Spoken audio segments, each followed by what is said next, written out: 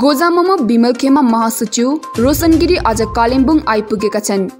पार्टीको कालिम्पोङ जिल्ला समिति कार्यालयको उद्घाटन कार्यक्रममा उनी आएका हुन्। पार्टी कार्यालयको उद्घाटनपछि पत्रकार सम्मेलनमा गिरीले यसरी बताएका छन्। आज विशेष कालिम्पोङ आउनुको मुख्य तात्पर्य के थियो भन्दा गोर्खा जनमुक्ति मोर्चा डिस्ट्रिक्ट कमिटी कालिम्पोङको अफिस आज यहाँ उद्घाटन हुनु थियो र त्यसको लागि एउटा विशेष रूपले म यहाँ आएको हो।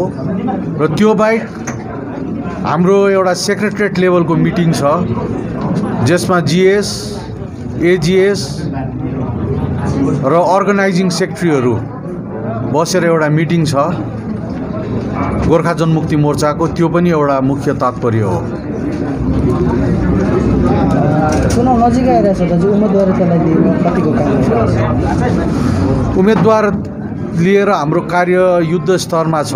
23 तारिक मार्चमा दार्जिलिङबाट अध्यक्ष श्रीमान बिमल गुरुङज्यूले क्यान्डिडेटहरूको नाम घोषणा गर्नुहुनेछ र त्यो माथि कार्य चलिरहेको छ। अहिले हाल अध्यक्ष जयगाउँ, कालचिनी, मादरीहाटको भ्रमणमा हुनुहुन्छ र उहाँ त्यो पश्चात 23 तारिक दार्जिलिङबाट हाम्रो क्यान्डिडेटहरूको घोषणा हुनेछ।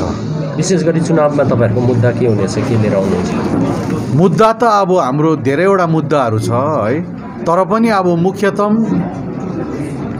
पहाड तराई अनि डुवर्सलाई लिएर एउटा पर्मानेन्ट पोलिटिकल सल्युसन, जुन पर्मानेन्ट पोलिटिकल सल्युसन एउटा अब हामीले भन्नुमा अब गोर्खाल्यान्ड राज्य हो, युनियन टेरिटोरीको स्ट्याटस नभए अब एउटा 244A मा यो क्षेत्रलाई राखेर स्टेट विदिन स्टेटको प्रावधान होस् भन्ने हाम्रो चाहना छ।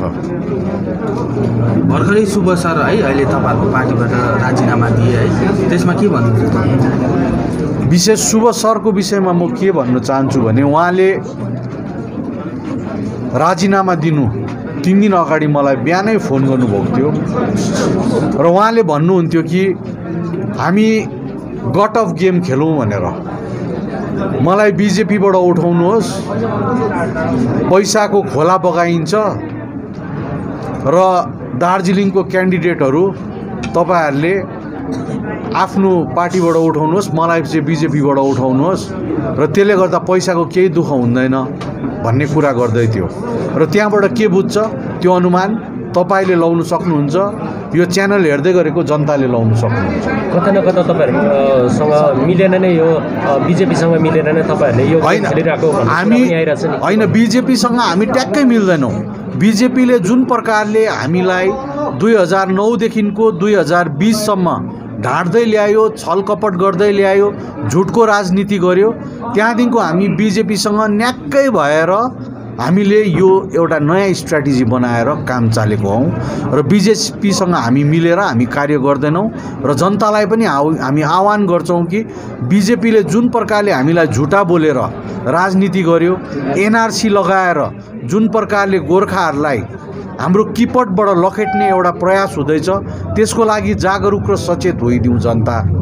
तपाईहरुले नै बिजेपीलाई कता न कता पार्ट भित्राउनु भएको हो, तपाईहरुले नै बिजेपीलाई भनेर बिजेपीलाई बारम्बार जनताले जिताएको, यो पल्ट फेरि बिजेपीले धोकाधडी गरेको भनेर जनतालाई अनि फेरि अर्को पक्षमा बिजेपीको एगेन्स्टमा मत खसाल्नुको निम्ति तपाईहरु कसरी उहाँहरूलाई चाहिँ हैन, हामी जनतालाई आह्वान गर्नेछौँ। किनभने हेर्नुहोस्, बिजेपीले 2009 देखिको 2020 सम्म हाम्रो सहयोगमा भोट जित्यो, 19 सम्म भोट जित्यो।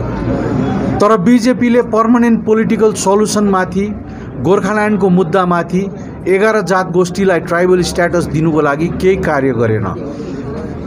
र हेर्नुहोस्, नरेन्द्र मोदीज्यूले 2016 मा उत्तराबाट, सिलगढीको उत्तरा र मादरीहाट, डुवर्सको मादरीहाटबाट बोल्नुभएको थियो, एक-एकवटा जात गोष्ठीको नाम उच्चारण गर्दै यो जात गोष्ठीहरूलाई अब हामी जनजातिको प्रक्रिया सुरुवात गर्छौँ भनेर।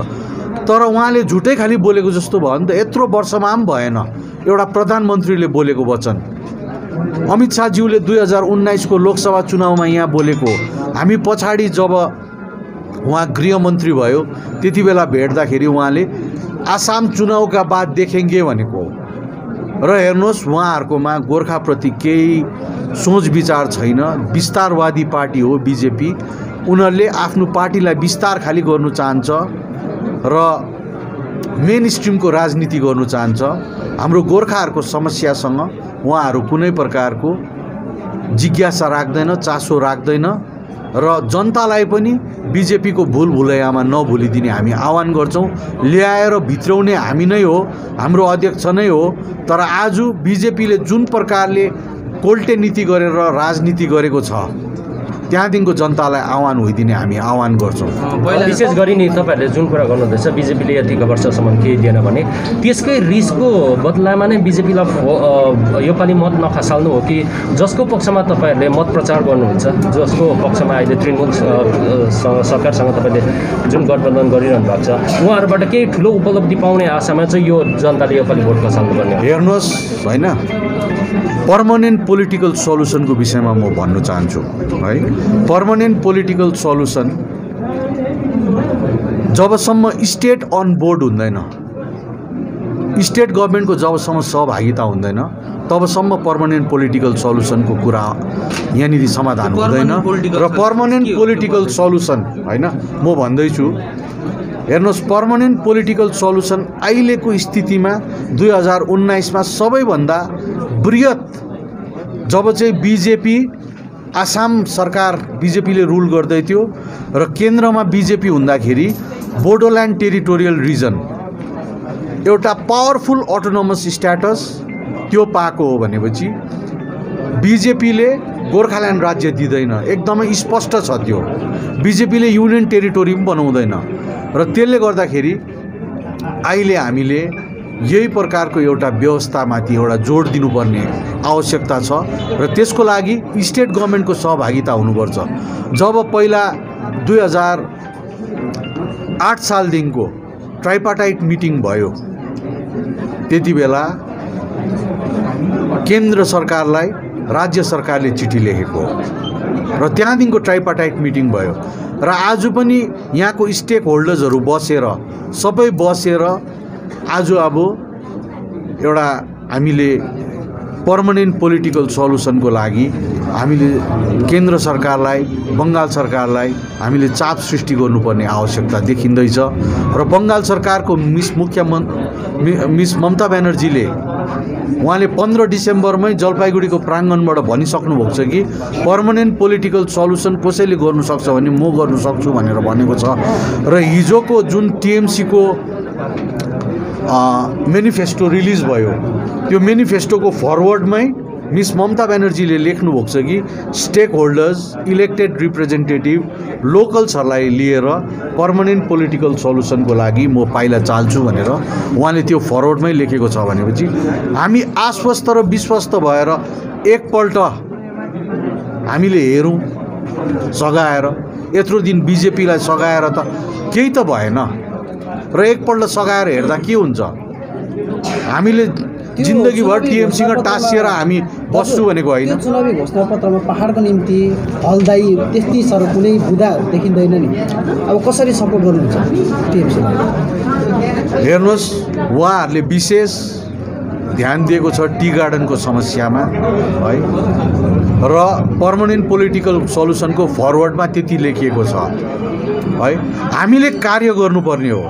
हाम्रो मेनिफेस्टो पनि रिलिज हुन्छ। पहाडको 3टा कन्स्टिट्युएन्सीको लागि हामी कार्य गर्नुको लागि हाम्रो मेनिफेस्टो पनि रिलिज हुन्छ, हाम्रो मेनिफेस्टो बनिँदैछ र हामी एउटा इमानदारीपूर्वक हामी काम गर्छौँ। हामीले गोर्खाल्यान्डको मुद्दा भुलेको छैनौँ, गोर्खाल्यान्डको मुद्दालाई तिलाञ्जली दिएको छैनौँ। यो 2021 को जुन 17 अप्रिलमा हुने जुन चाहिँ चुनाव छ त्यो नै लास्ट चुनाव होइन नि। विस्थापितहरूलाई नि उसै पनि बङ्गाल सरकारसँग तपाईँहरूको जब सम्झौता भयो त्यो विस्थापितहरूलाई फर्काएर ल्याएपछि उनीहरूको मुद्दा फिर्ता गरिने कुराहरू थियो सम्पूर्ण रूपमा, त्यो धरि पनि हुन सकेको छैन भने बङ्गाल सरकारलाई मुद्दाहरू फिर्ता हुँदैछ। मुद्दा फिर्ता हुनुमा पहिला एलआरले मुद्दा फिर्ता लिनु पर्यो, लिगल रिमेम्बरेन्सले र त्यहाँदेखिको कोर्टको प्रक्रिया हुन्छ, कोर्टले मुद्दा फिर्ता लिनुपर्छ र त्यो प्रक्रिया चलिरहेको छ है, र त्यो प्रक्रिया चलि नै रहनेछ जस्तो हामीलाई लाग्छ। तपाईँहरू पहाड चढ्नुभयो, विस्थापितलाई अघि राखेर चढ्नुभयो, अहिलेसम्म विस्थापितहरूको निम्ति के गर्नुभयो त्यो अलिक बताइदिनुहोस्। हेर्नुहोस्, विस्थापित अध्यक्ष पनि विस्थापित भएको हो, म पनि विस्थापित भएको हो, यहाँ प्रियवर्धन राई पनि विस्थापित भएको हो, निमा तामाङ पनि विस्थापित भएको हो, अनिल लोप्चाङ पनि विस्थापित भएको हो, बालकृष्ण सबैजना विस्थापित भएको हो। र विस्थापितहरूको लागि हामीले के गर्नुपर्छ त्यो आउने दिनमा हुन्छ। आज पहिला हामीले धरातल बलियो बनाऊ। बजारमा एउटा तपाईँहरूमाथि एलिगेसन आइरहेछ, तपाईँको श्रीमतीको विस्थापित भयो, अनि आरबी भुजेल सरको जुन एउटा समस्या आइरहेको थियो त्यो पनि समाधान भयो, अनि लीलाबहादुर गुरुङको जुन एउटा समस्या आइरहेको थियो त्यो पनि समाधान भयो। तीनवटा मुख्य समाधान भइसकेपछि तपाईँहरूमाथि एउटा एलिगेसन आइरहेछ कि यसलाई नै यही कुरोहरूलाई समाधान गर्नु नै तपाईँहरू अघि आउनु भएको हो। आम जनता जुन के चाहिँ समस्या समाधान भयो? के पनि भएको छैन। समस्या त के पनि समाधान भएको छैन। समस्या त हामीले त यहाँनिर त हाम्रो मुख्य समस्या त पर्मानेन्ट पोलिटिकल सल्युसन, 11 जात गोष्ठीलाई ट्राइबल स्ट्याटस दिनु, चिया बगानको, सिन्कोना बगानको, फरेस्ट बस्तीको, सिड फार्मको, डिआई फन्डको ल्यान्ड पट्टाजहरू दिलाउनु, बेरोजगारीको समस्या समाधान गर्नु, शिक्षाको स्तर बढाउनु, हेल्थ केयर सिस्टमलाई ठीक राख्नु, ड्रिङ्किङ वाटरको प्रब्लमहरू समस्या समाधान गर्नु, त्यो पो हो त हाम्रो मूलभूत समस्या। त्यसमा पो हामीले जोड दिँदैछौँ त। हामीले पार्टी के को लागि खोलेको? हाम्रो पार्टी गोर्खा जनमुक्ति मोर्चा जब गठन गरियो, इलेक्सन कमिसन अफ इन्डियामा जब हामीले रेजिस्टर्ड गऱ्यौँ, दार्जिलिङ पहाड, सिलगढी, तराई अनि डुवर्सलाई लिएर एउटा छुट्टै राज्य हुनुपर्छ भन्ने त्यो पो हाम्रो संविधानमा उल्लेखित छ त। त्यो माथि पो कार्य गरिरहेको छ त। हामीले 3.5 वर्ष विस्थापित हामी किन जीवन बिताउनु पर्यो? त्यसको मुख्य उद्देश्य नै गोर्खाल्यान्डको लागि हो।